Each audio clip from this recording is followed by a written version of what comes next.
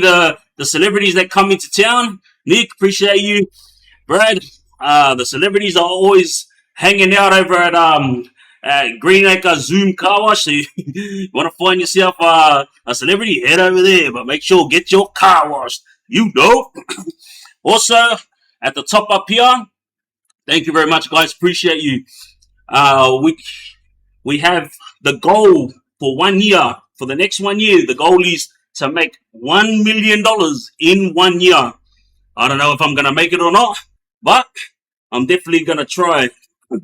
My idea was to show the police and also the community that when an inmate gets out of prison and he ends up with a bit of money, it's not because he's being a drug dealer all the time. You know, the rich people and the people who are middle class, they network, and that's what it comes down to. You know, you got people who are willing to help, and then you got people who are to up themselves, and they haven't got anyone who's willing to help. You know, we'll get all into that later on, but for now, we have Dixon. Appreciate you, my man.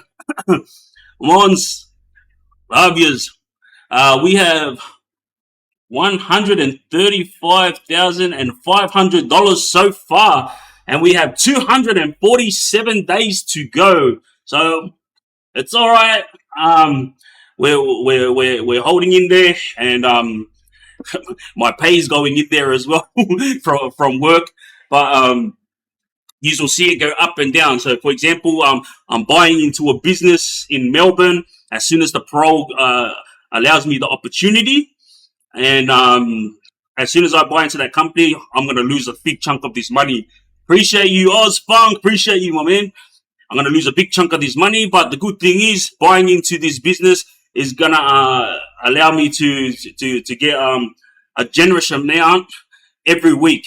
So spending money to make money, you don't have to do that. But I'm lucky enough to have a network that were willing to help me from get-go. But before I move forward, I'm gonna just get to the subject of what's his name, the parole. So what happened is I asked for approval to go to Queensland, as I have an auntie up there who's about to pass away. All right, so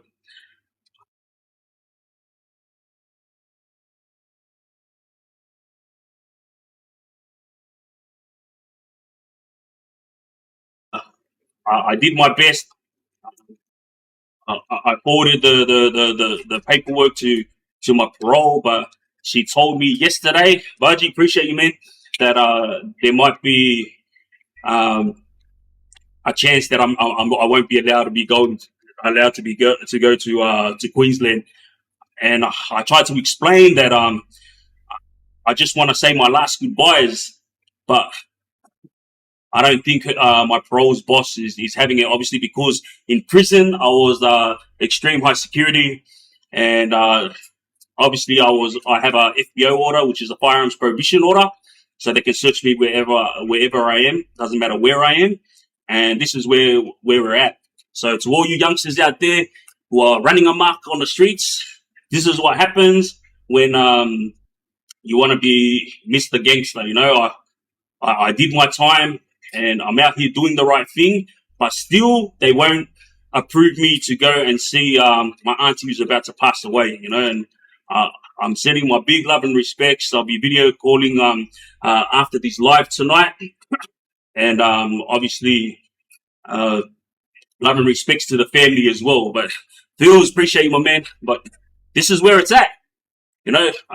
You have to deal with the consequences, and these are one of the consequences. And my thing is, I could have got upset. Phils, appreciate you. I could have got upset, and I could have started going off when I was at the parole office. For those of you who was watching my live when I was on my way to parole, but I held my temper in, maintained composure, because my thing is this: if I can't handle being knocked back to go see my auntie before she passes away, then maybe I should be back in prison, you know. So there's going to be a lot more heavy issues in the future that I have to put up with. So with a heavy heart, I had to lower the tone of my voice when I was speaking to my parole officer, and I had to cop it on the chin. Like, she did say that she was gonna go and ask again, and try to explain the fact that I was with my auntie in 2017 and 2018 when she was diagnosed with cancer, and she's gonna try her best to see if I can go up there for 3 days and then come back to Sydney. But like I said, to all you youngsters out there running amok, this is the consequences of trying to be a hard guy, or trying to be a gangster, or trying to be a moneymaker. You lose privileges. All right. So another thing that I have to bring up before I move forward is the job opportunity, or well, not job opportunity, the business opportunity that I have. So a friend of mine is willing to put me in his business, and obviously I have to, if you know, appreciate you, I have to pay a big chunk of this money here out to him so I can be a shareholder of his company. But first things first, I needed to go up there and check the trucks that he has, and obviously check the truck that I would be securing. And this truck will literally be making moves with, obviously, because it's under my mate's banner. I've been in Melbourne doing work, and I will be getting a weekly wage out of that. But guess what? My parole is saying to me now that I might not be approved to go up there. James, appreciate you, I love you. I might not be allowed to go up to Melbourne to secure this this opportunity. So I'm here, and I didn't argue with my parole officer, but obviously, like, I was upset, and I was like saying to her very calmly, like, how am I supposed to move forward with my life if you guys won't let me, establish something? Yeah, I'm working a job right now, but I don't tell my parole officer about these lives, about my $1 million goal. Like, obviously, I have to tell my parole officer, Philos, appreciate you, my man. Obviously, I have to tell my parole officer about incoming cash. So she knows about all this money because I have to explain it. And obviously, the police know about it as well. They're keeping an eye on me. And but that's the thing, though. Like, I can make a lot of money if I secure this deal, and then this money will be going up quicker.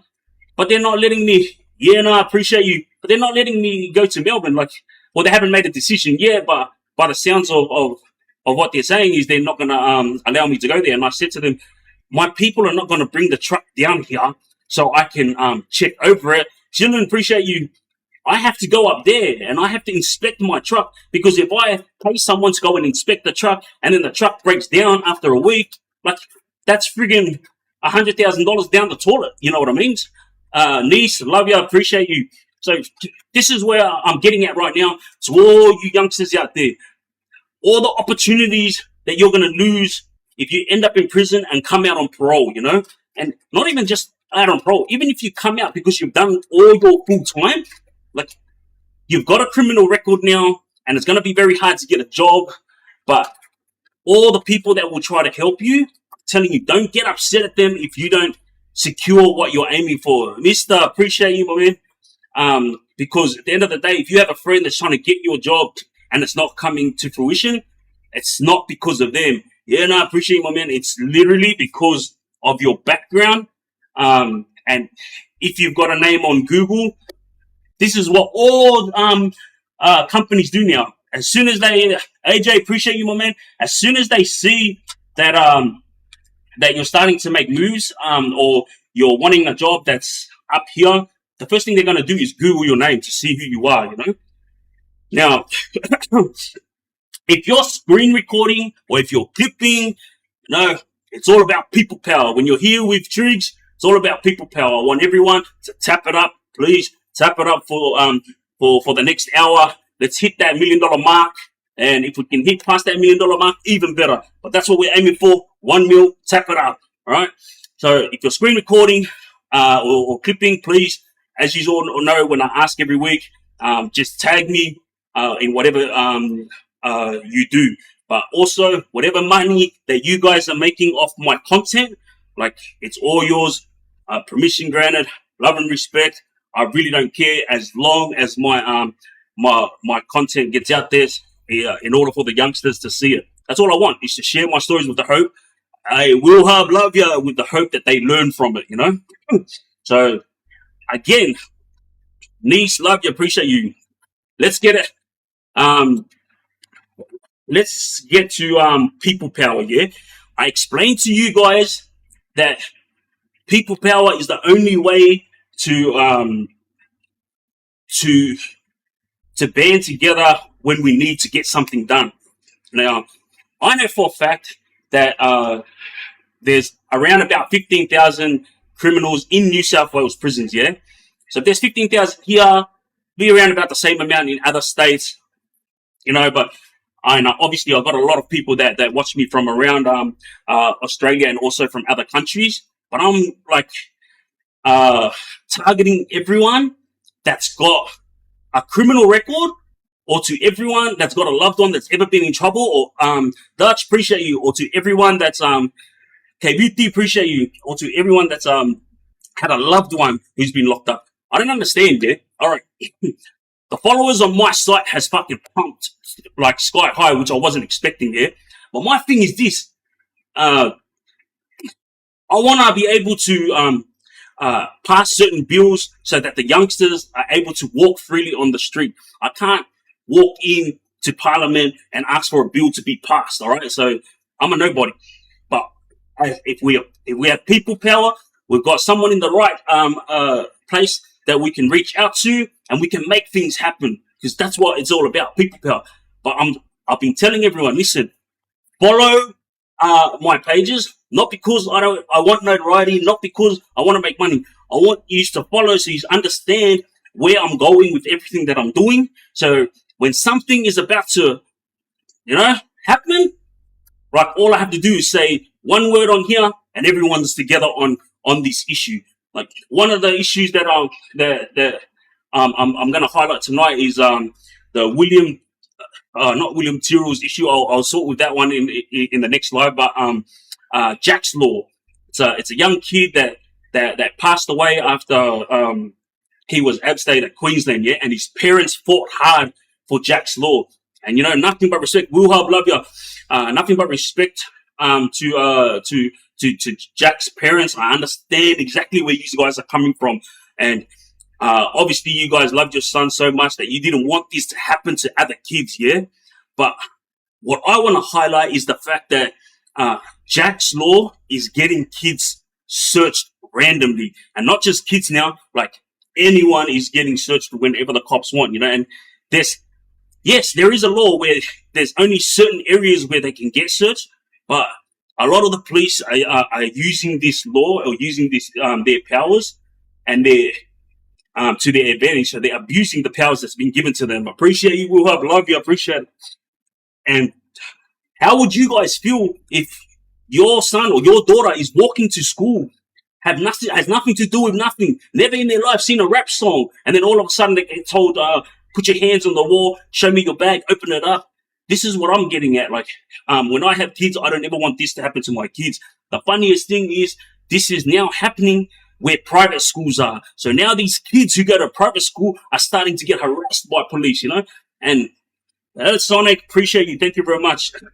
And this is where we need to band together and work together with all these people that have the foundation to be able to submit these bills for us, because like I said, respect to Jack and his parents, but this law is no good for our kids. Our kids are not going to have a good future, and they're not going to trust police if they keep getting harassed and searched every single day of the week. You know what I mean? Because this is what's happening. I've been to Byron Bay. I've been to Nimbin. I went to Ballina. Like, I went around Sydney, and I asked the kids, like, what issues do you have on the streets when you're walking? I didn't ask them to throw the police under the bus. HC, appreciate you. I didn't ask them to throw the police under the bus, nothing. All I asked was, tell me your issues on the street. And be right, I appreciate you. And that was the main thing, was getting harassed. Like, they said, even police walking over to them and like chatting to them about where you're going, what are you doing? It's intimidating to the kids, all right? And this is what I don't understand. Like, police, we used to trust police back in my day, you know. And, Franklin, appreciate you. But these days, the kids hate the police and they're not trusting the police. And you wonder why the police run amok. AJ, appreciate you.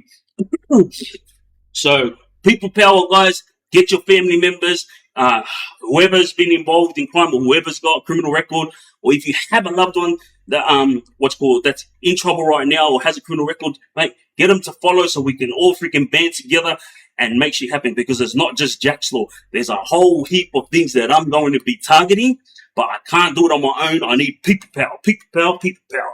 All right. Another thing that I want to bring to your guys' attention, AJ, appreciate you. Thank you very much, Tanisha. Love you. Is police officer today, yeah?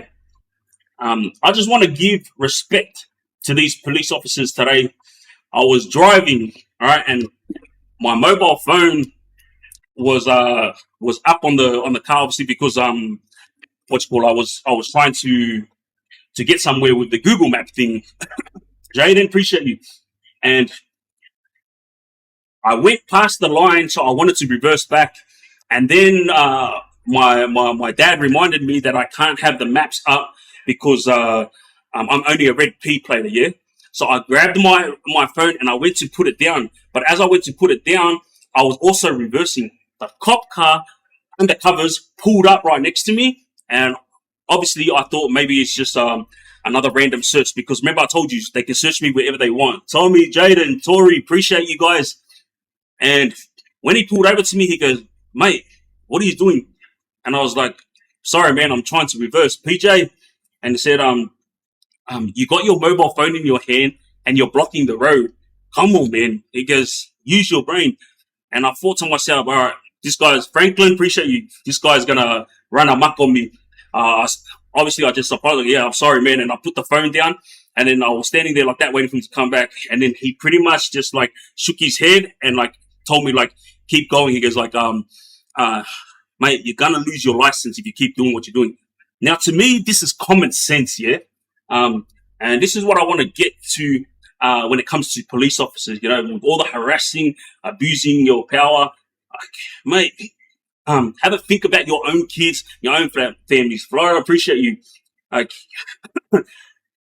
he's only there to come out against your fellow police officers, or you're only there to come out against your colleagues when something happens to you or when something happens to your family member, you know? Appreciate you guys.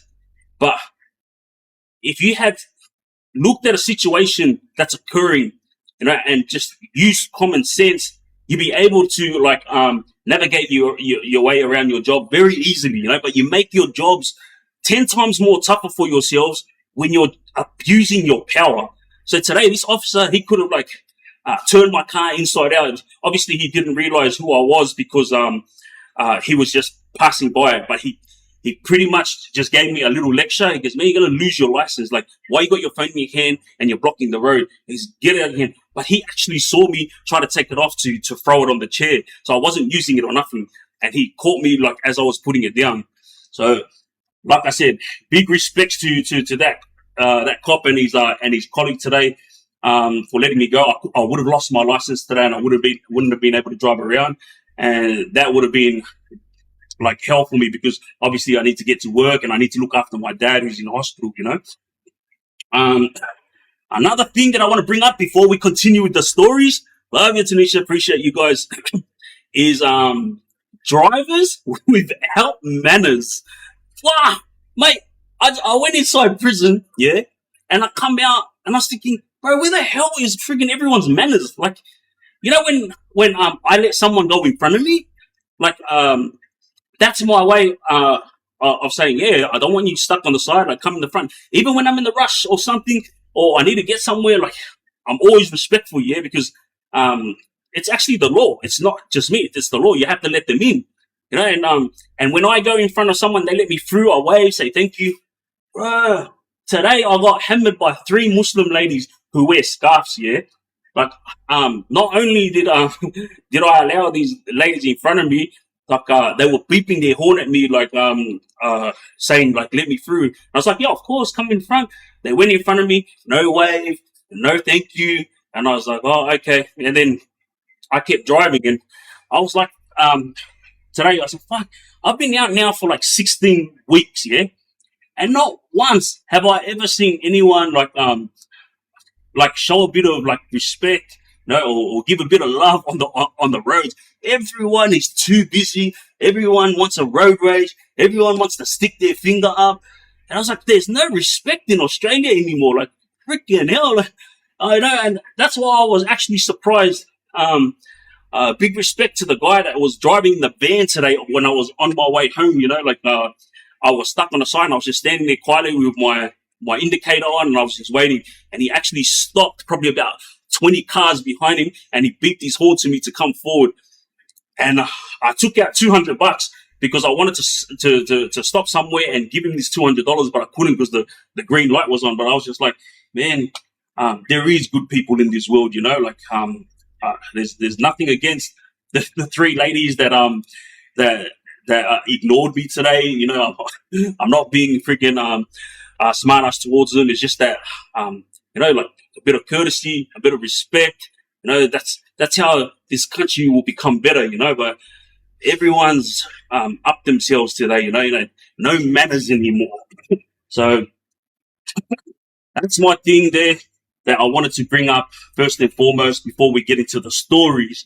As we're moving forward, I think we have stories that's gonna friggin' shock you tonight, and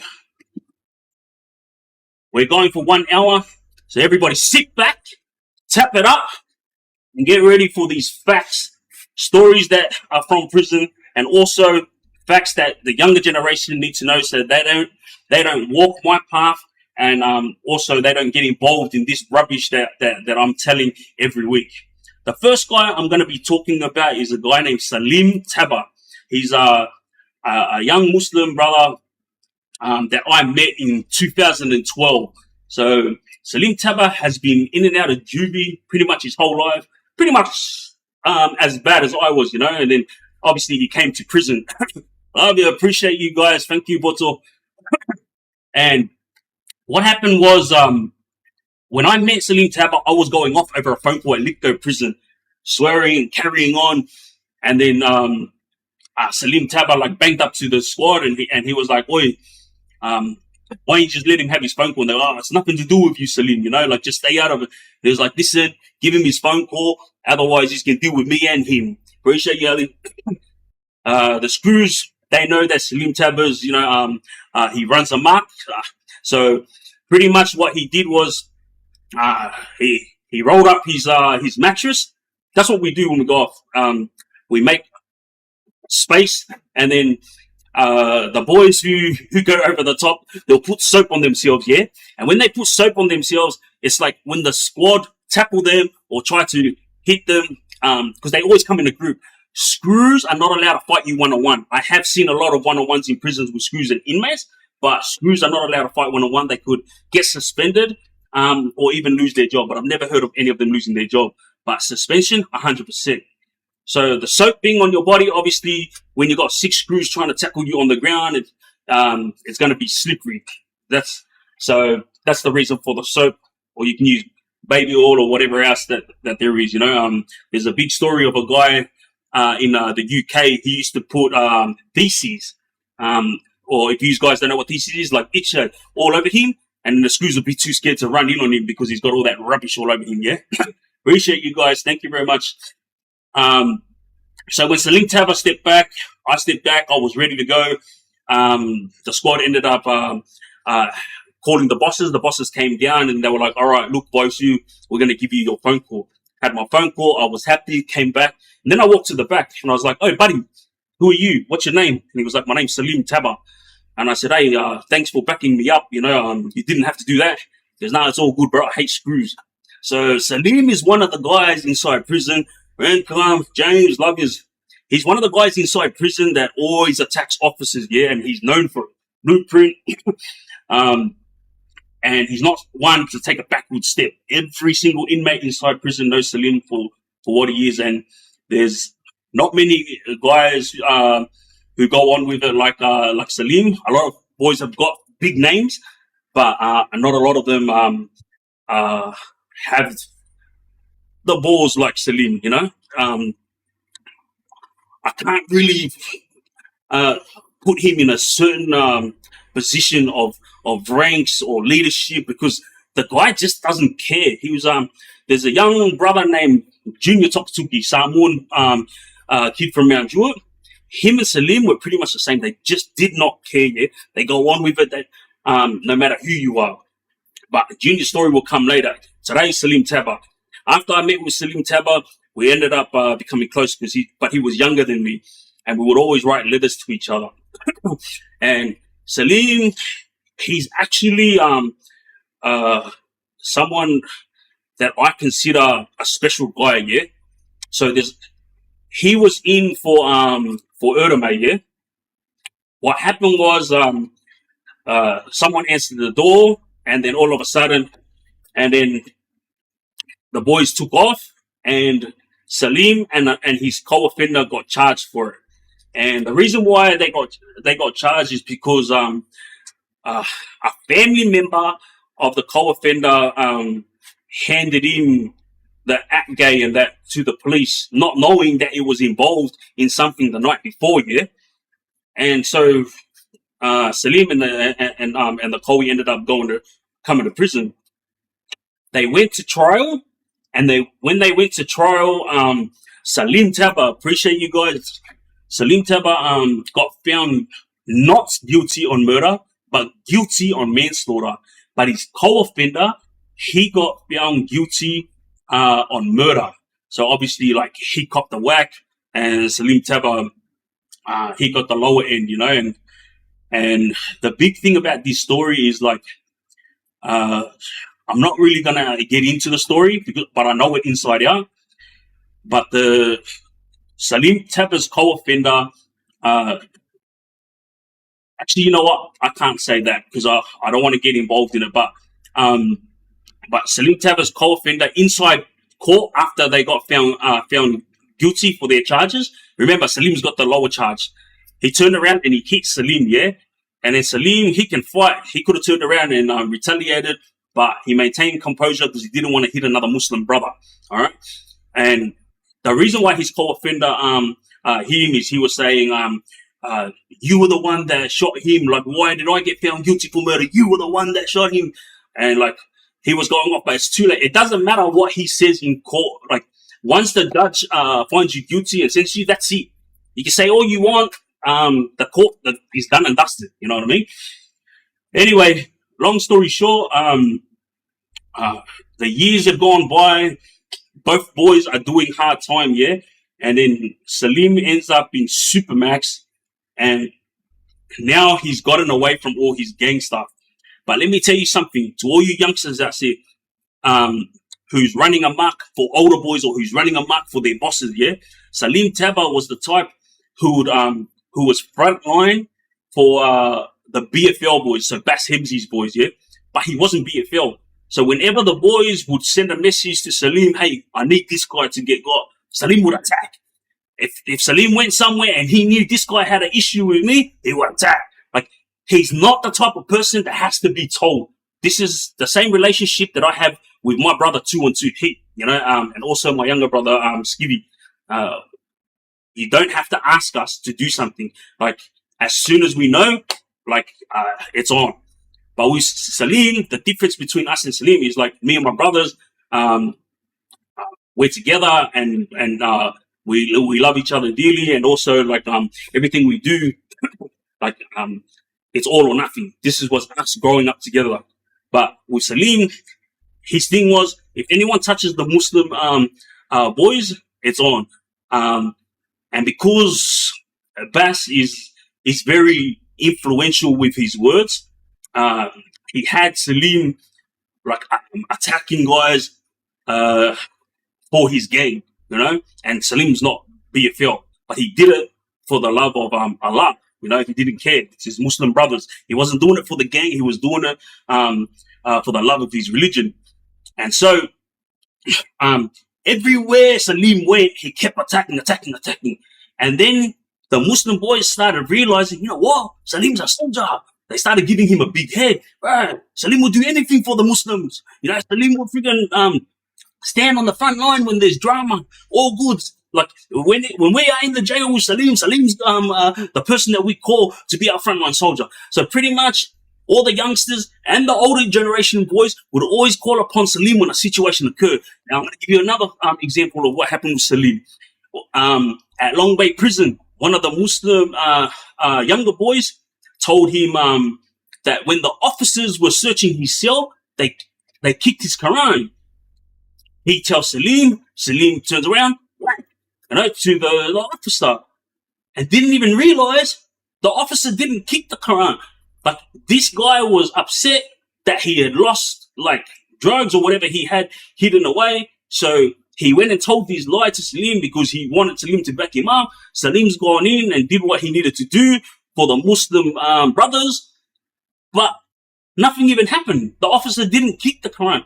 One thing that I know I seen throughout my whole jail time is the respect from officers when it comes to religious stuff. So, for example, the Quran, when the Muslim boys get searched, they grab one thing, is their Quran, and it's wrapped up. All they have to do is show the officers that there's nothing in there, all good, and then they can take the Quran, and then they'll turn your cell upside down. With me, I always used to walk out with my Bible and my Book of Mormon because I didn't want them ruining my. Because when they search, I'm telling you, they full that and they'll rip it, yeah. But so you have to. I always grab my Bible and my Book of Mormon to make sure that they don't do this to my books. And the same thing, they were always respectful towards me as well. So Salim should have known that, but obviously he's got so much love for his Muslim brothers that he'll just attack on sight. He doesn't care, yeah. Then one of the trumps for the Kuri boys at Lithgow at the time in 2012, his name was Jared. Phil Jared, yeah. This guy ran amok throughout his whole time. He was known for having saved people and going on with it, just like Salim Tabbah. Situation occurred at Lithgow prison, and who was the one that went in and made the move? Salim Tabbah. Snuck his way into the pod, went over, did what needed to be done, and Phil Jared, he couldn't defend himself because he was in the middle of painting, you know. So he did what he needed to do, and then he left. But listen to this. To all you youngsters out there, I know you are all sitting there right now looking at me saying, far out, that's me. Yeah, this is you. This is what you're doing for your older boys, and this is what you're doing for your bosses, yeah? Salim Tabbah, after he did what he had to do to Phil Jared, he walked out of the gate. So the officers didn't actually catch him in the act, and they didn't actually catch him at the gate because he did what he did, and then he quickly walked out. And now the boys who was there at the time, we were all there, but he walked out, and I'm going to explain this thoroughly to you guys.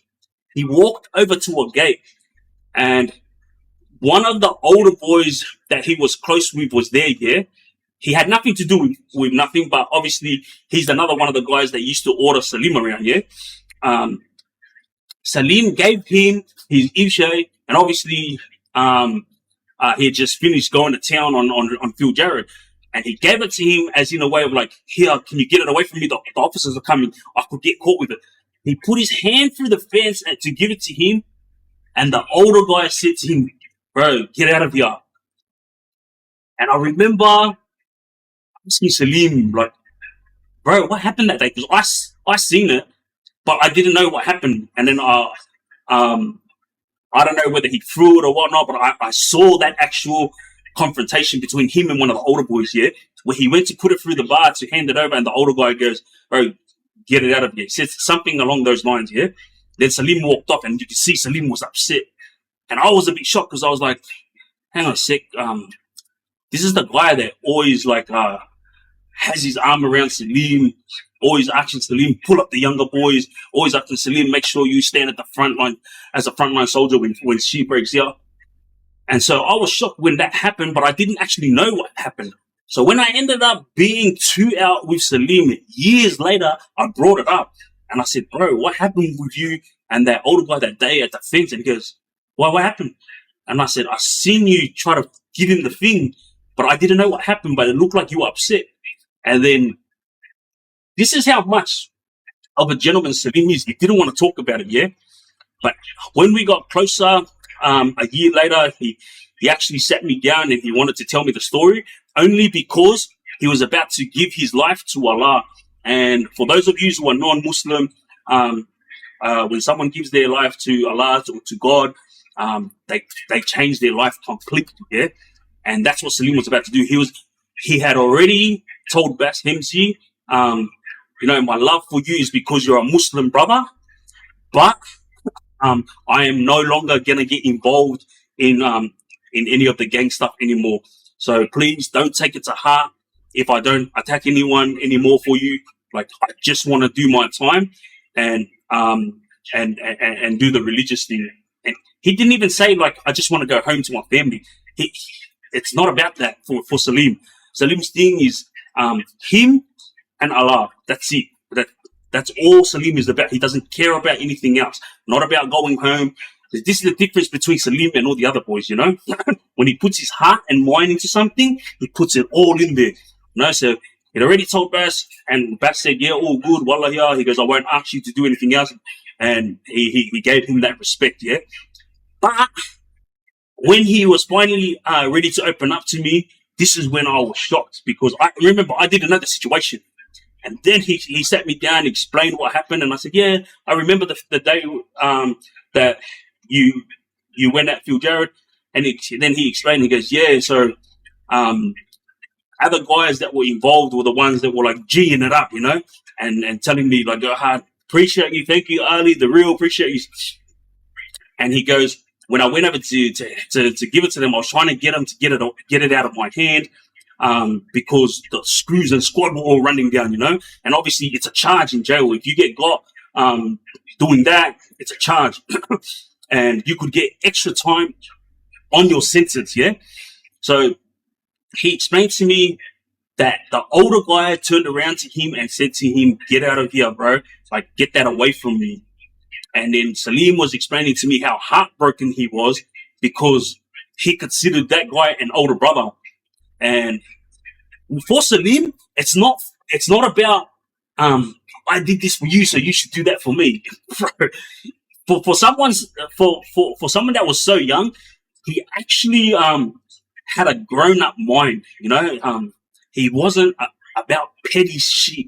Like, this guy was very, very mature for his age. You know, and so when he explained it, he goes, "Look, I don't hold a grudge. It's all good." You know, he goes, me, I'm all about my Muslim brotherhood, and about Allah. You know, and when he didn't want to take it, I was a bit shocked. I was a bit brokenhearted, but no, I just copped it on the chin. And it was on that day that I decided, you know what, stuff all this gang rubbish. I'm going to give my life to Allah. And that was it. Salim ended up not getting involved anymore in any of the gang stuff and whatnot, yeah? And this is where the story gets more interesting. We now bump into each other at Supermax 2014. We're in Supermax together. Now he's older. We were together in 2012, and then we didn't see each other for 2 years. And then I bumped into him in 2014 at Supermax. The Muslim boys inside Supermax were upset because of a lot of things. The food, no phone calls, and there was this thing called levels. So, for example, if I want to have a radio, I have to be good for a month. If I want to have a TV, I have to be good for 2 months. And you only get one phone call when you get into Supermax. So, to all you youngsters out there, check this. It's one phone call, you have to be good. And then you don't get 2 phone calls a week when you be good for 3 months. Yeah. This was the rubbish that was going on back then. Like, now, Supermax has calmed down a little bit, but this is what we were putting up with back then. And so the Muslim boys, they wanted to do a hunger strike. Bro, I'm an islander. Well, I don't do hunger strikes, you know. So when this talk started happening in Supermax, they're going to do a hunger strike. I thought to myself, you know what? I'm happy to back these boys all the way, but man, I'm an islander. I'm not doing a freaking hunger strike, you know? So I yelled out to the Muslim boys, I go, look, um, I'm the only islander here on this side. And I said, I'm happy to back you guys all the way. I said, but I'll go and attack the officers, and I'll go on with it, and you guys do your hunger strike. Just that way, it still looks like we're sticking together, with the hope that we're going to get more phone calls and they're going to make our time a little bit more easier. With Supermax, it's so stupid. Like, they don't realize when you get sentenced, your time you're doing in jail, that's your punishment, you know? Like, if you make a mistake while you're in prison, yeah, fair enough.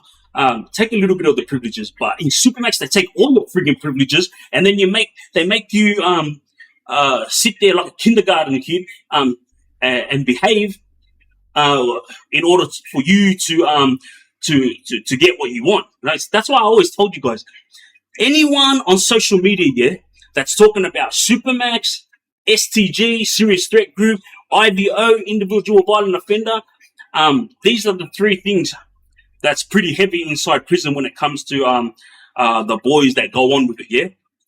And anyone who talks about these three things, don't even think anything of it, because it's kindergarten. Real prison gangsters were in the main, all right? I was in STG, was in IVO, and I was in Supermax, yeah? And pretty much it was like kindergarten, you know? Yes, please, thank you. It was so annoying that you wonder why all the boys used to go off.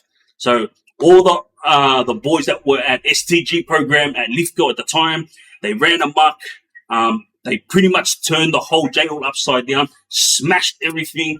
They were uncontrollable that they ended up shutting down STG. This is how pathetic the prison system is.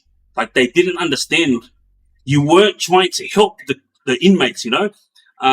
You were too busy treating them like kindergarten kids that they thought to themselves, you know what? You're going to treat me like a kid, I'm going to act like a kid. And that's what they did. They smashed the whole friggin' STG units up, and they shut it down because of all these boys. And then there was no more STG. It got moved to Supermax. So anyone who talks about these three things, yeah, the most ruthless go into these programs and into Supermax, and also the ones that gang leaders and whatnot. But it's not hectic. It's friggin' kindergarten. Hey, the amount of times I've seen boys in Supermax go off, and it was because they were getting treated like kindergarten kids, you know? So, like I said, in the main, that's where it's at. You stay in the main and be a gangster. That's where you know that you're about it if you can survive the main, you know? And I'm not talking about surviving it as in like doing your time peacefully. I'm talking about surviving it when you're in and amongst everything and you're able to walk out of prison without a mark on your face. So Salim, Tabbah, and all the Muslim boys, they now are ready to do their hunger strike. I yelled out, boys, I will go on with it. You guys do what you got to do. The Muslim boys sent a message back to me and said to me, look, brother, we appreciate your offer, but please, we don't want to be violent towards the officers. We want to do a hunger strike. And I said to them, what is a hunger strike going to do? Okay, it might work in the main because you've got all the inmates there who will stick together, and there's big amount of numbers, like 500 inmates. Okay, if you do it in Supermax, so for those of you who don't know, Supermax only holds 54 people. That's how much it holds back then when I was there. And at the time, there was only 32 of us. So these 32 guys that were in Supermax were considered high profile and dangerous. Ivan Malat, friggin' Bas Hamzi, Mick Kanan, like these are all the big massive names that were in there, you know, Waza Alastad, Emad Sleeman. I could go on and on and on with the most dangerous guys that were in there. But when they said to me that they didn't want to be violent, they wanted to do a hunger strike, I was like, boys, straight out, I'm not doing it. Okay, you do what you've got to do with your hunger strike. I'm just gonna sit here and relax. but I'm not going to get involved unless it's violent, because that's what I do. I'm violent. So they said, all right, sweet, we appreciate you, Pete. We're going to do what we're going to do. I thought these guys were going to do half-hearted hunger strike, yeah? They actually went on with it. I give it to the Muslim boys. Every single one of them refused the jail food, and every single one of them refused to eat their bites. All they did was drink water. That was it. But they didn't eat no food at all. And the prison started getting worried because if they don't eat, they're gonna start getting sick. And if they start getting sick, the commissioner, who is the boss of all prisons, is going to ask the questions. And if the commissioner finds out about it, the media is going to find out about it. If the media is going to find out about it, the community is going to find out about it. And when the community finds out about it, bro, that's it. It's over. Goulburn is about one thing. They do not want their prison to be shut down. So obviously they went around and started telling the Muslim boys, you have to eat, you have to eat. And they were trying to force them to eat. All the boys refused to eat, yeah? And then the boys started collapsing. And I was there when 3 of the boys collapsed, yeah, from not eating. I don't remember. I think it was like 2 weeks. So the boys started dropping about a week and a half into the hunger strike. And they were going to hospital one by one, yeah. I was in Unit 7 at the time. So you got Unit 8 and 9 boys who were coming to segregation where I was for Supermax.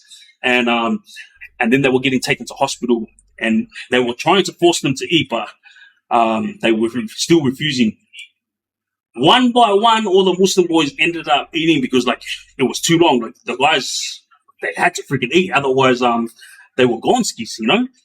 And guess who the only one was that just kept going until they said, all right, let's sit down and let's negotiate to get you guys what you want.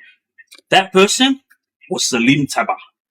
He was like muscly when I got there, yeah. And for his, I don't know if it was over 2 weeks, but he went for a long time, with his hunger strike. And mate, he was like a stick. Telling you, this guy, he's a very committed young man, you know. Like I said to you guys, when he puts his mind to something, he goes all in. He's never, ever half-hearted, yeah? And I remember seeing him from my cell when he walked past and he was like, just like taking step at a time, yeah? And I looked and I was like, what the hell is that, Salim? And it didn't even look like him, you know, because I just seen him a couple of weeks before and he was buff. Now, all of a sudden, he was like a stick. Like, he could have died, but luckily, I think they gave him that drip to keep his fluids up in that. And then obviously he ended up in hospital and it came to. But listen to this. After all this situation, they negotiated and said that they were going to give the Muslim boys, not just the Muslim boys, but all the boys in Supermax, an extra phone call, yeah? So this is how it works inside prison. We can never get rubbish off the official visitor. We can never get rubbish off the ombudsman.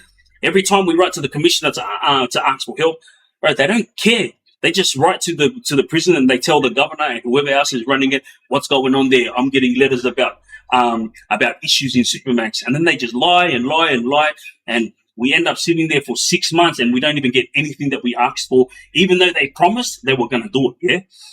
So a situation occurred afterwards where Salim Tabbah was sick of it. He was like, "Bro, we just did a hunger strike.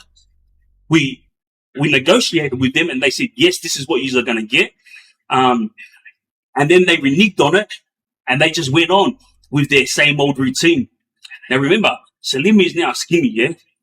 He's known for attacking officers. What did he do? He attacked officers. Hey, not only did they jump all over him while he was weak and when he was skinny, like one officer could have just grabbed him, yeah? Because the squad, they're big boys, you know, and these guys are not to be played with. They could have just grabbed Salim and handcuffed him and left it at that. But guess what they did? They grabbed him, threw him on the ground, slammed him, gave him a few in the ribs, gave him a few elbows in the back of the head. Then they stripped him down. All right. Now, this is where the illegal part comes in. Yeah. They put Salim on a wheelchair and they handcuffed him to it naked, and they left him there overnight with that. Now, the screws can sit there all they want and say that's a lie.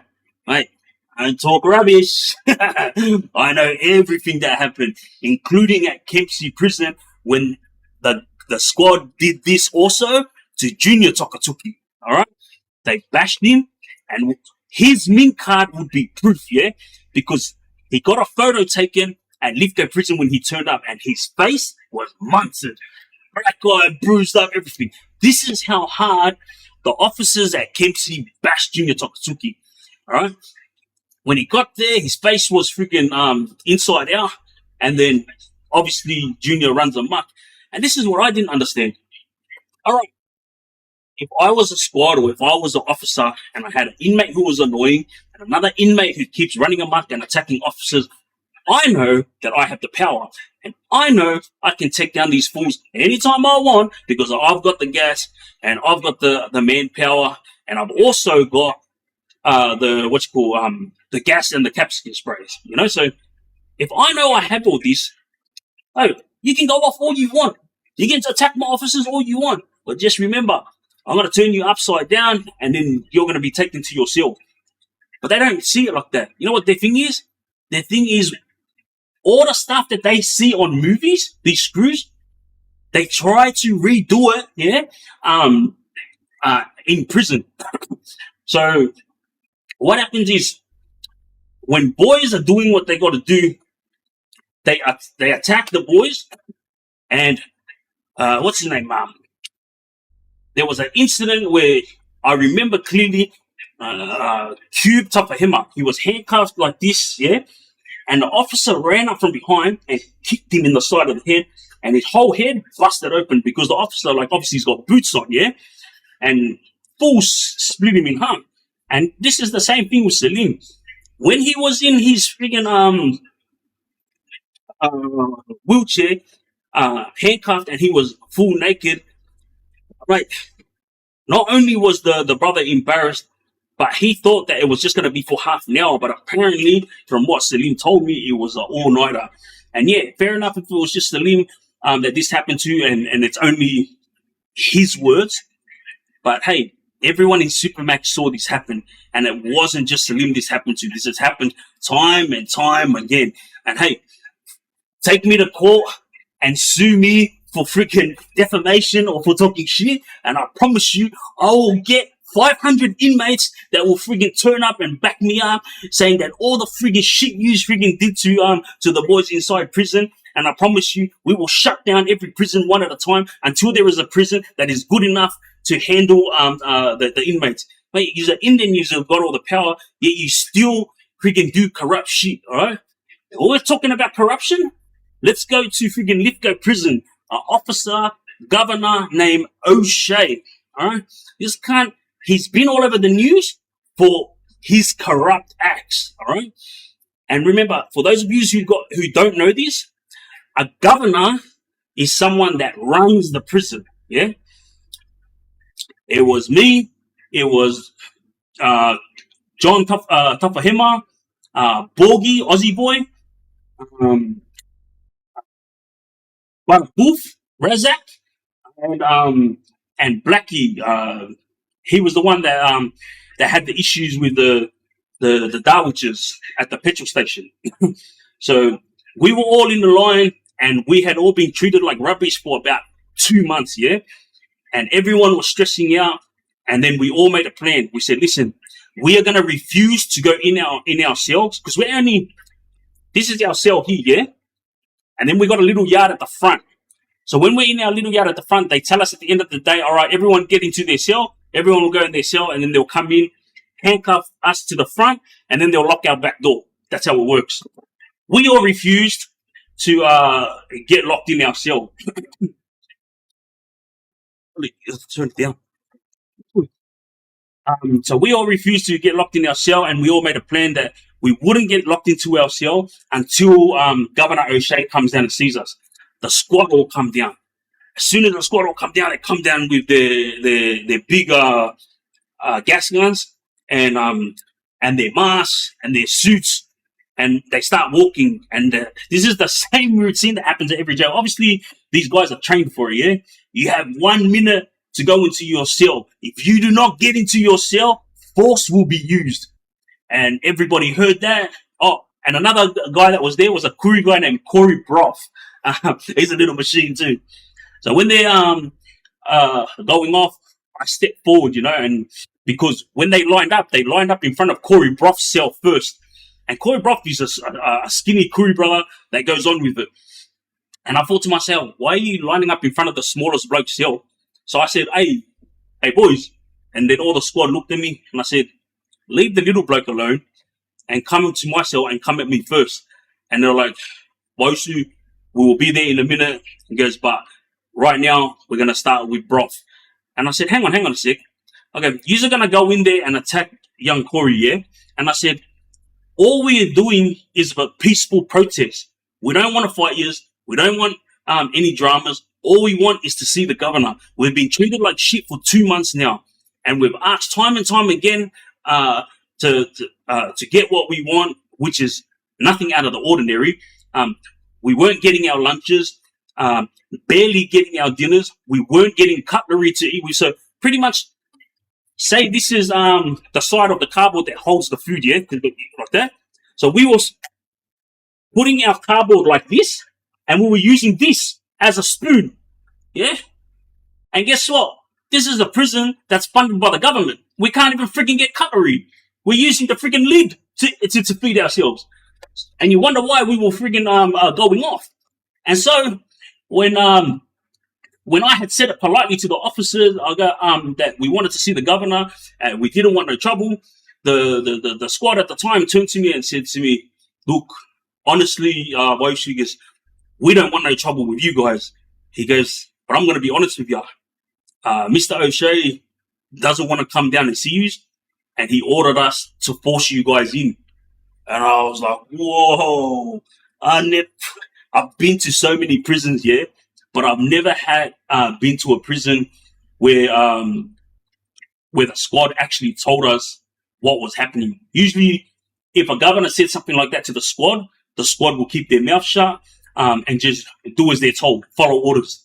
But I knew that the squad that was there at Lithgow prison didn't really like Mr. O'Shea, yeah?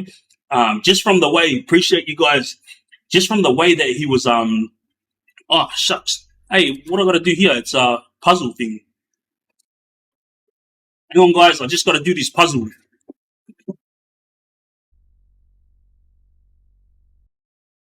Oh, yeah.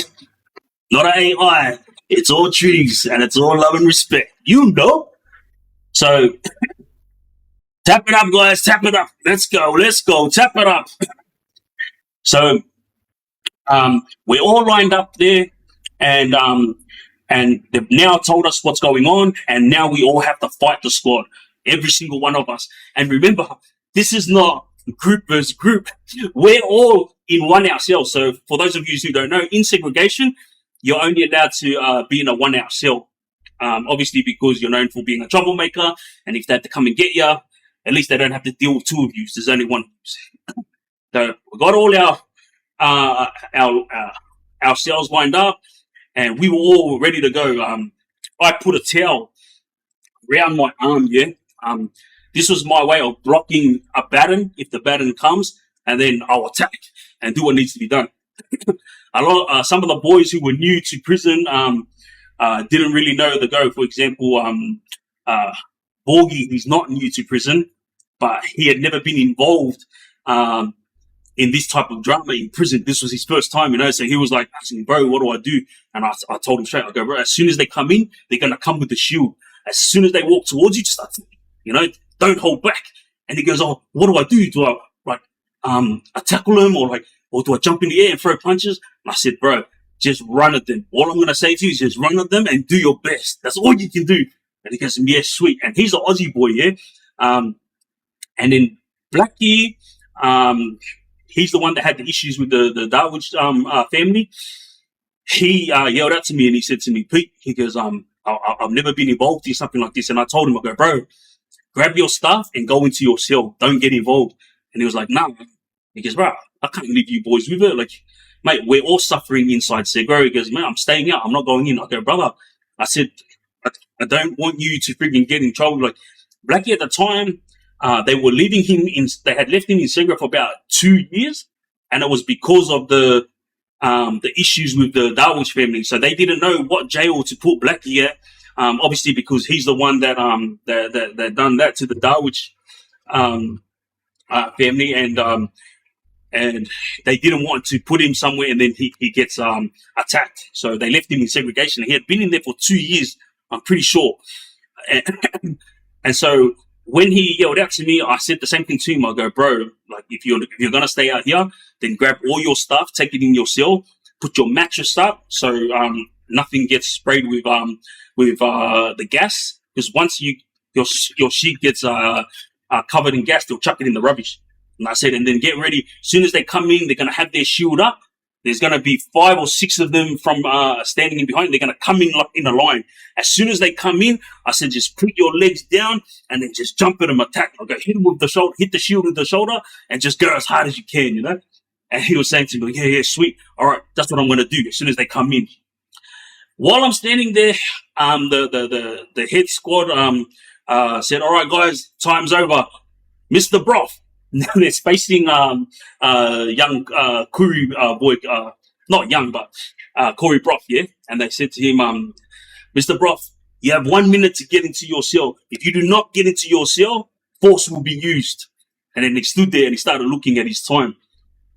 As soon as the countdown came down, they said, are you going to go into your cell? And Corey straight away was like, F you. Soon as he said that, poof, poof, they shot him with the gas. And he went down. Sorry, they didn't shoot him with it. So this gas, it's like one like this. And when you spray it, it's like a gun, yeah? When you spray it, it goes straight at you. They sprayed it at him, and I could hear him go coughing and carrying on. And because he wouldn't go down, that's when they shot, yeah? And then I could hear him coughing. And once the gas hits one cell, everyone else can start smelling it. I was getting myself ready because I knew like I was next. And as soon as the squad opened up Corey Broth's cell, boom, all of them went straight in, yeah? And they went in. The front one had the shield. As they went in, something happened. And I was like, bro, what's going on? And then after this issue, I asked Corey what happened, yeah? And because I seen one of the officers holding his head, Corey Broth explained to me that when the squad come running into his cell with the shield up, he had a mop bucket that he had hidden, yeah? And he threw the mop bucket. It hit the shield, and like that they had like this. It hit the shield, flipped up in the air, past the first screw, past the second screw, and the third screw. It cracked him, boom, straight in the head. And yeah, wrong move to Corey because as soon as they got him on the ground, they beat the hell out of him. Yeah, I saw Corey the next day and he had a big black eye, you know. And Corey will always be Corey. He's a little soldier. I go, bro, you alright, cuz? He goes, yeah, I'm good. And he had the biggest smile on his face, but he also had a black eye, you know. Now, after they finished with Corey, I yelled out to them again. I go, open my gate, chief. Open my gate. Come in here. And I was like, bridging up, yeah. And they walked straight past me, and they went to the Aussie guy next door to me, who was Borgie. Yeah? And remember, Borgie's never been involved in anything like this, yeah. And it was so funny. As soon as they told him, you have 1 minute to get into your cell, or force will be used, he started like going off. F this, F you, come on, let's go, bro. Bro, I was thinking to myself, I think this guy's trying to hype himself up. As soon as he got hit with the gas, he started coughing.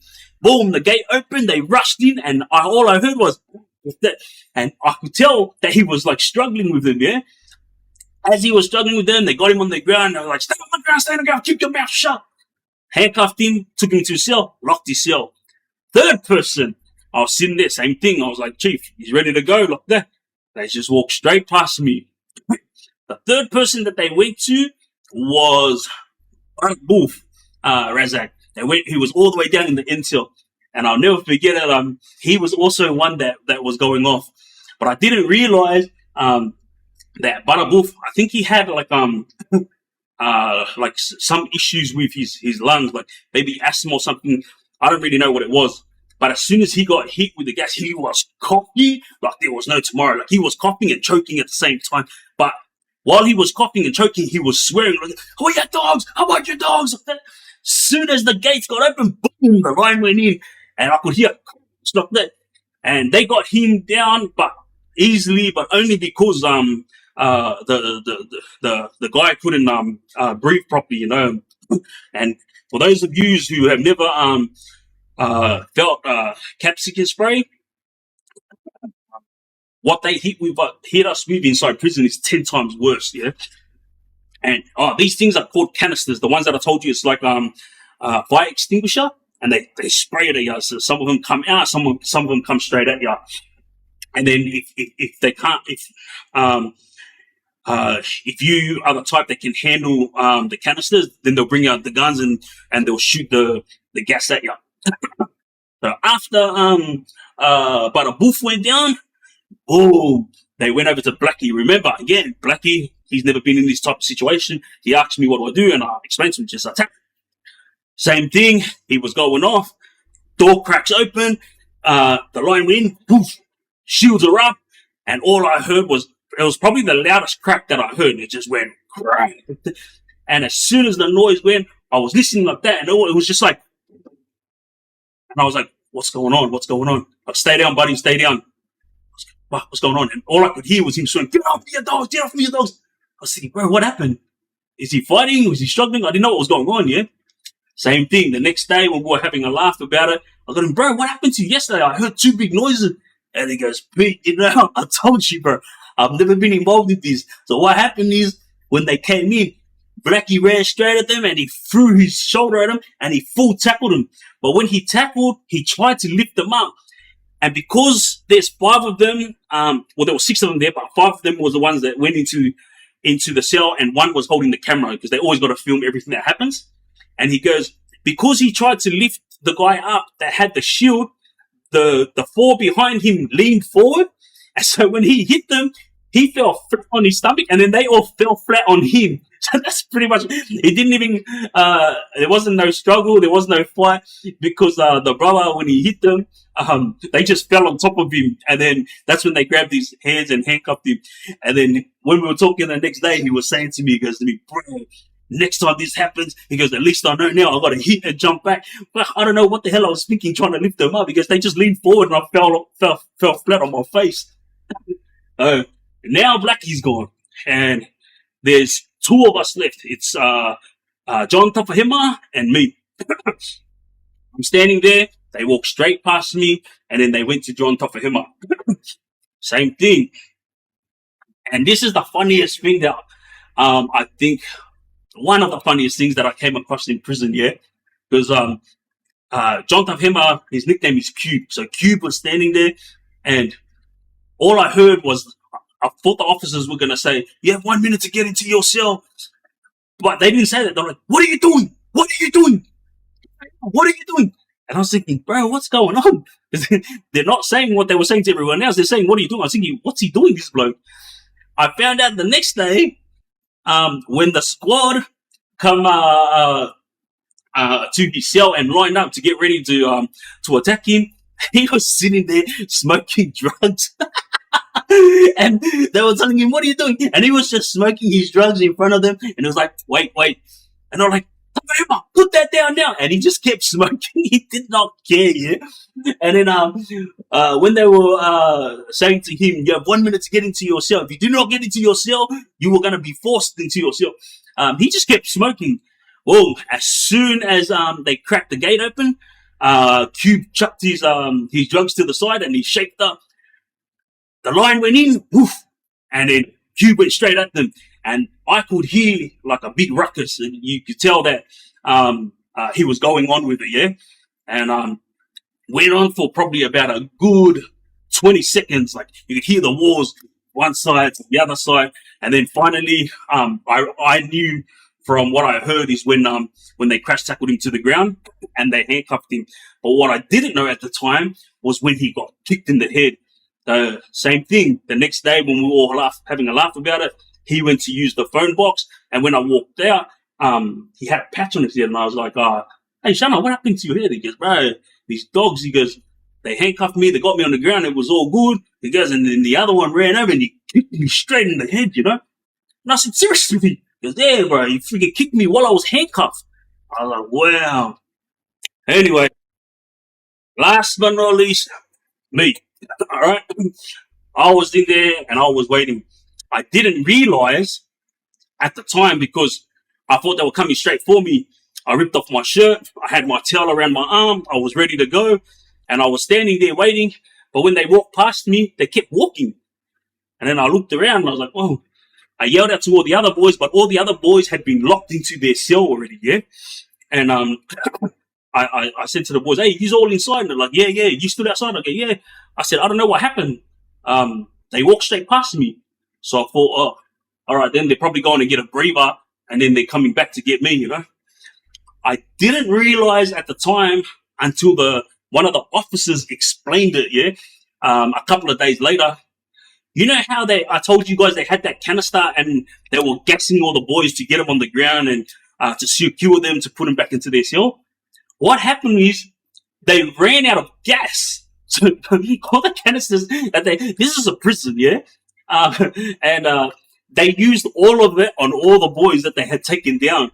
And so when it came to me, there was none left. So they weren't going for just arrest. They were also going to wait to get more canisters. And they didn't come back, I think, for another half an hour. So I was sitting in my cell for half an hour. All right, guys. I'm going to finish this story up because I'm the last guy. So I need you guys to tap it up. Get these friggin' likes up. And I'm going to friggin' tell these stories exactly how it happens. And like I always tell you guys, this is not for entertainment. I'm literally telling you guys this story with the hope that the younger generation learns from it. When I laugh, it's just because to me, far out, I can't believe I put myself through all that rubbish. You know, I could have been at home eating my mum's food, but instead I was in there getting gassed, trying to get a friggin' meal. You know, that's what was happening. We weren't getting lunch and we weren't getting dinner. And Mr. O'Shea, his piece of shit, he didn't want to come down and talk to us peacefully. He told his squad, I want you all to force them into their friggin' cells. So there was no peace talk.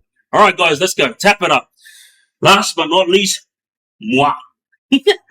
So I'm standing there, and then they come back. They come back really calmly, and they're holding their shield. And the officer yells out, look, Pete, we don't want no trouble with you. So we're going to give you 1 minute to go into your cell. And if you don't go into your cell, we're going to have to use force.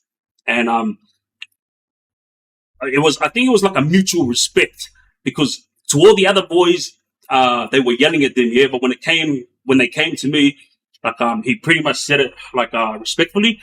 But I think it was like, to me, now that I'm older and wiser, to me it was like those squad boys who came to force us all into our cells. They knew that they were doing the wrong thing, but they had to follow orders because they didn't want to lose their job. They got families to feed, you know. And this O'Shea, the corrupt dog, was the one who forced these guys to come and do what they did to us, you know. Long story short, I've been given my directions to get in the bloody cell. I refuse. So, boom, they start shooting spraying me with the gas. Standing there. And remember, guys, like for those of you who haven't been following my lives, I'm pretty good with gas because I've been gassed so much. I'm pretty much immune to a lot of the gas, you know. Now they've got different types of gas. They're spraying me. I'm standing there just copping it. And then I start feeling it at the bottom of my throat. I walk into my cell and the screws thought that I was going into myself that I gave up. But I still had my tail around my arm. It was on my left arm. So it's about blocking and attacking. That's what I always do every time I get into an issue with the officers. I walk into my cell. I grab a cup of water. I drink it and I start gargling it because I could feel my throat start heating up from the gas that they were spraying at me. I spat it out and then I came back out and I go, let's go, boys. Let's go. They realized that the gas wasn't doing anything, so they put up their gun, bah, come in, gas was everywhere. Bah, boom, gas was everywhere. I was just looking around, and now my eyes started stinging, and I was like, far out. Now I can't even see. And I don't know if you guys know about gas, but once it hits your skin, it starts burning, yeah? So now my eyes are effed up, I can't see, and my skin is starting to burn. As soon as I heard the gate crack open, boom, they all come running in. All 5 of them come running in. One that's outside with the camera. I ran straight at them and I hit. But because I've been in this situation a million times, I actually knew what to do. So as soon as I hit the shield, I came out of it. I grabbed the shield and I pulled it forward. So I came forward, he come forward like that. And when he come forward, he fell backwards, yeah? And now I've got 4. So now I've got 4 in front of me, 1 behind me because I pulled him behind me. Bang, I start going at him, but I'm not throwing punches. My thing is, every time I have issues with the officers, I don't ever throw punches at them. I have in the past, obviously, but I try to steer away from throwing punches at them and attacking them as violent as possible because, like, at the end of the day, these guys are not only just doing their job, but they're just telling me to do one simple thing, get in your cell. All I have to do is go in my cell and I won't be touched. So I'm the idiot that's getting myself involved in this situation, yeah? What happened was I grabbed 3 of them that were in front of me and I started pushing them and I was like throwing them and grabbing them, throwing them, grabbing them.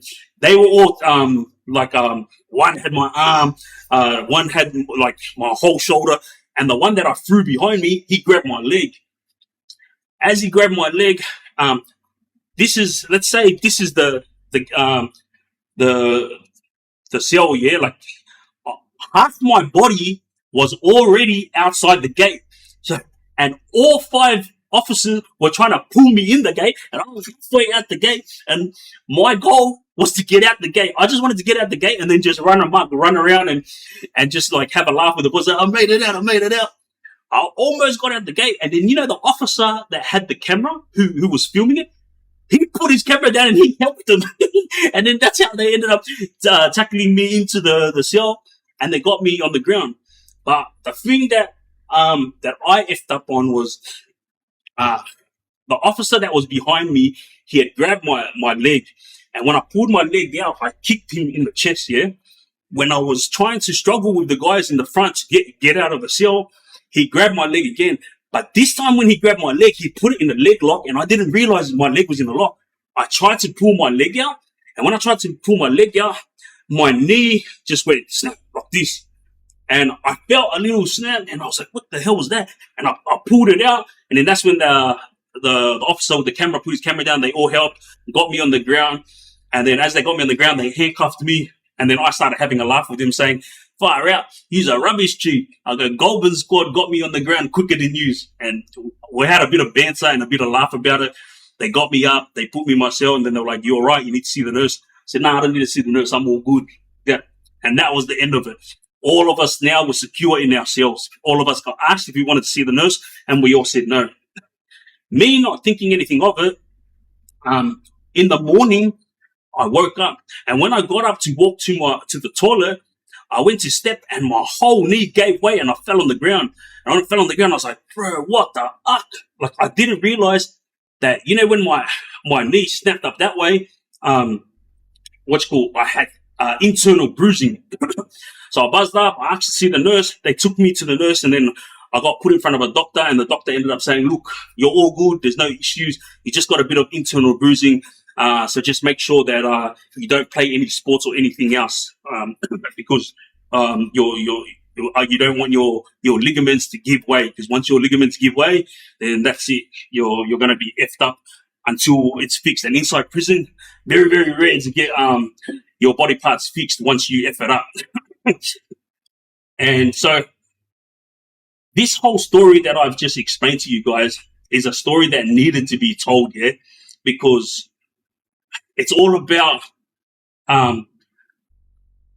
corruption inside prison,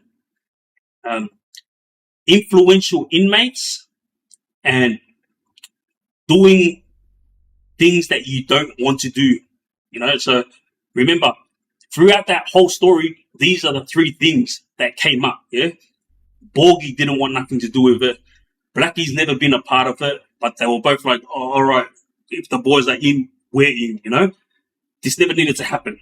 And this is what's going to happen to all you younger boys when you go inside prison. Yeah, you're going to say, oh, I don't want to be a part of it.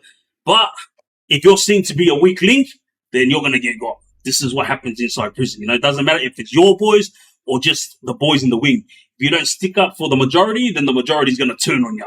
So that's why I always say to boys that go into prison that have less than 5 years, do what you need to do to get into minimum security, because once you're in minimum security, there's none of this rubbish that happens there. In minimum security, you have an opportunity to get your C classer, your C3, which means you can go home once a fortnight, and then obviously you work your way to the top, and you can go home for weekend leaves, whatnot. But the whole issue with this is the fact that the younger boys need to understand that there is corruption in prison, and it's not just about trying to avoid the influential inmates. It's not just about avoiding dramas such as the ones that I just spoke about, and it's not about avoiding corrupt officers either. Like, there is friggin' 100 more things that I can tell you that you have to try to avoid in prison. But guess what? If you're not in prison, you don't have to avoid it. It's as simple as that, you know? And guess what happened to this Governor O'Shea, the corrupt one that I was talking about? He ended up getting charged. Him and the head of Intel at Lithgow, his name was Mr. McMurtry. So Mr. O'Shea, the governor, Mr. McMurtry, Intel, both of them got charged for corruption inside Lithgow prison. Same thing that they were doing to us that day is the same thing they had been doing for years, yeah? And they finally caught up with them. And guess who it was that ended up giving him up? An officer, yeah? You know why? Because this officer, he became a prison officer to make something of himself and to feed his family at home. He didn't become a prison officer to become corrupt. And that's what Mr. O'Shea was doing. He was targeting mainly the squad boys, because the squad boys are the ones that have to take us down, yeah? And he was treating them more like his gang than his colleagues who had to do a job to make sure that the prison is safe. So when they both got charged for corruption, what happened was Mr. McMurtry got busted doing a job for Mr. O'Shea. And from what I know is a young guy who got jumped by the squad. He tried to make a complaint that the drugs that was found in his cell was not his, yeah? And obviously in jail, they don't listen to you. Freaking ombudsman and official views that I go, F yourself, they never listen to you. But the officer that had been there when the drugs were planted in his cell, he was the one that came forward. And that's how Mr. O'Shea and Mr. McMurtry's reign of power inside prison came tumbling down. And this happened a while ago, and I saw them on the news just this year. Like, that's how long their court case has been going here. These two dogs, especially Mr. O'Shea, have been doing this to inmates for years. And it's not something that just happened at Lithgow. These two are just two that got caught. Corruption in prison happens every single day, you know. Female officers that I've seen come inside prison, when they start work, they're pretty much innocent females who are just trying to get through the day. And then guess what? I've seen it time and time again. Female officers start listening to intel, start listening to the governors, and then bit by bit, they start doing these corrupt acts. Hey, make sure get rid of that medical paper. Hey, make sure flush that down the toilet. And these females go and do it. The reason why I know this is because a female officer who was fired for bringing in mobile phones and drugs at Silverwater, explained this to me when she was in and amongst it, because she was also one of the officers who was told to sweep stuff under the carpet that was happening inside the prison. And to all you youngsters out there, you thought that prison was just about gangstering on and surviving? Nah, far from it, my man. I'm telling you, boys, look, there is so much that happens in prison. And when you're sitting in Segro for over 3 months and you're thinking, wow, what the hell's going on here? And you don't understand it, it's because they do whatever the hell they want. That's the reason why. Anyway, moving on from that situation, I'm gonna be talking to you youngsters about lifers in prison. Those that are doing life: Mick Kanan, Darwich, Eddie Darwich, Nassim Al-Zayed, Abuzar Sultani, Sierra Mushazara, Yonki Tam. These boys are all boys that I cross paths with, that are doing life. And also Ivan Malat, but he's passed away. And these guys that are all doing life, like I could mention another 5 boys as well that are doing life. This is the life that I don't want you youngsters to end up in. I'm telling you right now, it's not a game. Like, let's leave the gangstering on aside, yeah? Let's just go to the boys that are coming into prison for domestic violence. And those boys were coming in for small assaults, you know, and then now you've got the youngsters that are coming in for kidnappings, you know? So leave the gang-affiliated boys aside. There's a lot of boys that are locked up right now who are not gang-affiliated, but they come in for big crimes, yeah? Let me explain something to you.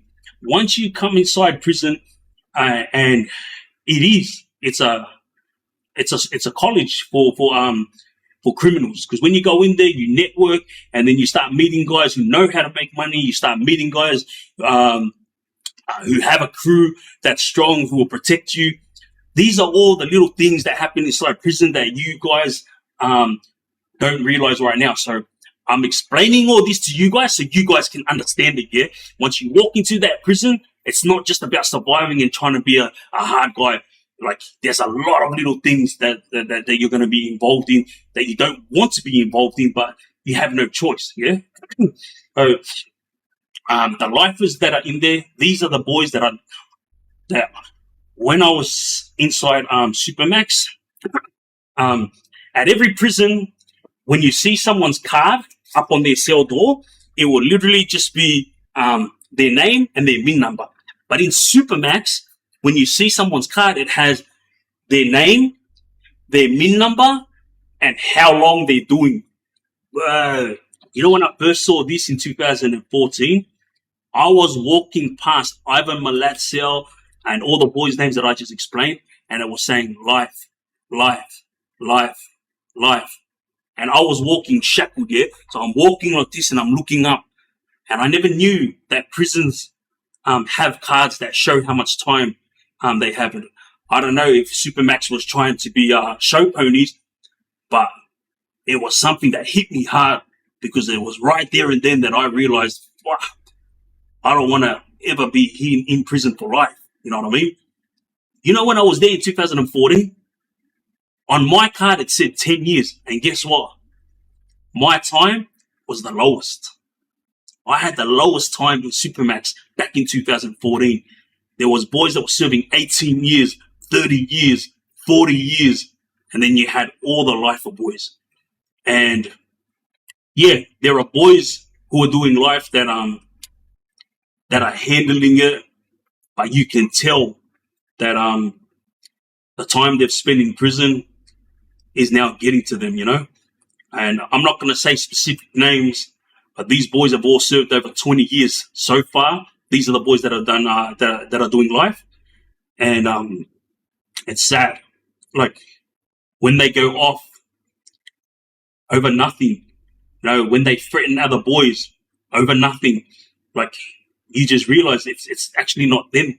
The mental health has now kicked in, you know, like PTSD, like the anxiety. These are all the things that that I saw when I was inside prison, and the mental health was so bad that that officers didn't know how to deal with them, because the officers were like, these guys are gangsters from the 90s, like they can handle it. But when the officers started seeing the way that they were reacting to certain things and the way that they were going off on a daily, this is when officers, mind you, because I'm quiet and I mind my own business unless someone steps on my toes, a lot of officers come to me to calm boys down, yeah? And two lifers were going off at two different on two different occasions, and I was asked by officers to speak to these guys to see if there's anything I could do to calm them down. I was like, yeah, of course. I was more than happy to, because I was friends with these guys. And when I took them out, I took them for a walk. Guess what? There was nothing wrong with them. They were actually just normal guys with me. But you know what it was? It was them being in a cell by themselves 24/7. It was getting to them. So what was happening was they started talking to themselves. And then officers would be walking past their cells at 1 o'clock at night and thought these guys had mobile phones, but they didn't have mobile phones. They were actually talking to themselves. And that's what I'm saying. I don't want you younger boys and also you younger females to end up like these boys were doing life. These guys are known as crazy gangsters from back in the 90s and early 2000s. Like, Bass Hemsey, he's one of the smartest guys inside prison, yeah? I've never seen an inmate who studies so hard, but he studies so hard because he's always trying to take on the system. But he doesn't realize that he can't beat the system, because every time he won a case, they would rewrite a law to take on the case that he just won. And I remember he showed me cases, and I also spoke to his lawyer about cases that he had won. For example, he was fighting to shut down Supermax here because Goulburn is here. Supermax is inside Goulburn. So pretty much what Bass Hemsey was saying is, this is not a prison, Supermax. They're trying to say it's a prison within a prison, but it's not. What Bass was saying is, Goulburn is a prison, but this place here is an inhumane hellhole that we have been chucked in, and only 54 boys are allowed to be there, and right at that moment was only 32 of us. So he was saying this is not a prison, it's a hellhole that's inside Goulburn prison, and it's inhumane. When he took it to court, he fought it on the basis that Goulburn Supermax was considered not a high risk management correctional center, but it was just a high risk unit. Yeah, he won that case. And they shut down the remember those levels I was telling you about? Like, you have to be good and you get a TV, you have to be good to get a radio and a Breville. So Bass Hemsey is the reason that level system got shut down. All right. But when he tried to shut down Supermax, the government or whoever it was that swindled this move, they went and changed whatever they changed, and they now call HRMU. So it was called High Risk Management Unit. So Bass was saying High Risk Management Unit is not a prison for Supermax inmates. It's just a hellhole unit that they've chucked us in, and inhumane stuff is happening in this unit, which is called High Risk Management Unit, HRMU. So what they did is they swindled a move, and then they went and changed the name to High Risk Management Correctional Center. So now, if Bass tries to argue, they can say, what are you talking about? It's not called High Risk Management Unit anymore. It's called High Risk Management Correctional Center. So it is a correctional center, and it's now a correctional center within a correctional center. I don't know if you guys are understanding what I'm saying, but all I'm saying is, you cannot take on the system, especially if you're Bass Hemsey, because he's considered an enemy of the state. Yeah. But the point of all this is targeted straight to you young guys out there. Honestly, boys, and young women out there, the mental health problems that's happening inside prison is gonna hit you hard when you walk in there. It's not a game, you know. Whatever you're doing out there, outside right now, just remember, it's your choice. You have the freedom to choose what you want to do. You know? And if you keep doing the wrong thing, you're going to end up inside prison. You're going to end up in and amongst all the stuff that I just spoke about now, yeah? And seeing the boys the way they were, it was hard for me to see, because I knew that they're never going to see their family again. Majority of them have never touched their family members in over 10 years. The status that I told you guys about a couple of weeks ago, which is extreme high restricted risk. Those inmates, like Bass Hemsey, they're not allowed to hug their mothers and their fathers. And again, I just don't want you guys to end up in that situation. So if you're in and amongst it right now, you have a choice. Remember that video that I sent to you guys where I said, would you rather a prison cell or would you rather hang out at this beach? Remember, I'm not trying to tell you what to do. It's just food for thought, yeah? There's a big story that I wanted to tell tonight, and it was a story of Oscar Tafahema and the Māori boys when he got pretty bad at Golden Prison, yeah? This story will be a story that you guys have never heard of before. Why? Because the story that all of you guys hear is the narrative that was put out by all the younger boys, which none of these fools even know nothing about, yeah? Yeah. This hit was a hit to take over the yard. But it was a hit that that was unexpected. So for all you younger boys out there that's running amok right now, just remember, you're at the lower ranks right now, and if you keep doing what you're doing, you might end up in prison, or you might just keep climbing the ranks. And if you keep doing what you're doing and you end up at the top, there's always gonna be people gunning for you. You know, everyone inside prison is trying to be the king of the yard. Everyone out here is trying to be the king of the streets. So tell me something. Do you want to be the king of the yard? Do you want to be the king of the streets? Or do you want to make something of your life and take care of your family? It's on you.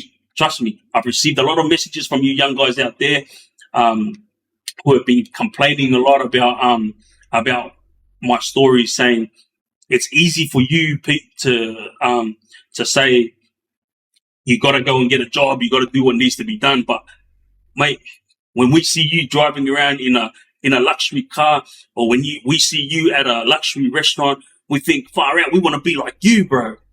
And I had to explain these guys, like, man, you got to stop making excuses for yourself and stop making me like this person at the top of a pedestal, you know. You have to like kick me to the station. I gained a lot of work the system, yeah. I remember when I was with my close brother Afif. He's got a brother named Nick, and I needed my office built, yeah. And people were trying to quote me $20,000 for my office. And then Afif's brother Nick walked in when I asked him for help, and he was like, $20,000? What, are you building a mansion? I said, what are you talking about? He goes, brother, let me show you how Lebos do it, yeah? He give 2 seconds. He called up his cousin who was good at plumbing. He called up his other cousin who was good at doing the floors. He called up his other cousin who was an electrician, and he called up his other cousin to come and help do the staircases. All these guys built my office for free, yeah? And I was like, bro, I want to pay something. And Nick goes, nah, that's not how Lebos work, brother. He goes, see us? He goes, we do for each other. He goes, so now that they've done this for you, Pete, I owe them a favor. I have scaffolding and I have a lot of network on my side. And whenever they ask me for something, I will do that for them for free. So to all you younger generation out there who's killing my life, when you're saying, oh, I just want to be like you because I see you driving around in luxury cars and whatnot. Boys, I do not own luxury cars. I have a network of people that I have built, yeah? And these people own luxury car companies. These people own luxury restaurants. And so when I want to eat for free to take my wife there, these are the guys that are like, bro, bring your wife here, come and eat with us. And when I want to get a luxury car for my niece's wedding or for my niece's year 12, I just have to make a phone call and I get it for free. So to all you youngsters out there, please stop trying to put me as someone that's that you look up to in the game world. Hey, cut my legs off. Let me freaking rest, yeah? And when I'm resting, you have a look at the world and build your network, build your reputation. Trust me, when I was in the game world, this is my thing. I always made sure that I had a clean reputation. Obviously, all these young Islander gangs tried to ruin my reputation. That was one of the main reasons that I got on social media, to straighten all that out. Now that is all straightened out, everyone that was friends with me or family with me in the past have now all come back and asked, why didn't you say this a long time ago? Why should I say it? If you were my family or if you were my friends from back then, you should have just trusted in me. You know me inside out, but you didn't. You know, you listened to all these young shit talkers, and then that's what happened, you know. My name was ruined and I came out and I fixed it, and now you all want to jump back on my bandwagon. But when it comes to you younger guys, this is what you guys have to do, yeah? Do what you got to do to build your status legitimately. I don't care if you're not working on a job. Even if you got freaking friends who are going to help you out with a bit of money, yeah? Like, use it to your advantage. And you have to use social media. Trust me, guys. Like, get on social media, learn, like, YouTube. I freaking been out for 16 weeks. I got on YouTube and I freaking learned how to use social media, and I learned how to build websites. Like, I learned how to build a team. Without my team, none of this would ever happen. And that's what I'm saying to you. If I can be out for 16, 17 weeks and I can make this much money, and I can have a platform such as this beautiful platform that I have right here, then imagine what you can do. You know what I mean? You can do 10 times better than me. And I'm going to tell you exactly what I always tell my nephews, nieces, and my brothers. Don't try to be like me. Be better than me. Now, that's all I've got to say, because life is very easy to live if you live it accordingly. I made a mistake. I effed up. I owned up to my mistakes. And now all I'm trying to do is give back for all the wrongs that I've committed throughout my life. Yes, I'm not perfect. And yes, like, I might make a mistake again. But at the end of the day, I'm not trying to be a role model. All I'm doing is sharing my story with you guys with the hope that you guys learn from it. All right. The story with Baz and Oscar will be the story that I'm going to be telling this on my next live. Also, a few other stories that I'm juggling right now. But for all of you guys that have been smashing my freaking inbox asking for the incident with Oscar and Baz, I am now going to finally release that story, but I'm going to tell it on my next live. To each and every one of you who have been sending through gifts, you have nothing but my love and respect. To everyone that has been messaging through and giving me encouragement to keep doing what I'm doing, I promise you guys, without you, I wouldn't be doing this. If I didn't have the support that I'm having now, I probably would have dropped it already. You know, because it's easier for me to get on the street and help these youngsters rather than get on freaking social media and put my bloody head on show. You know, to my sponsor for tonight's live, Zoom Car Wash. You guys also, as always, have my love and respect. Every single person who's messaging through now, this is Triggz. I love yous. I'm out.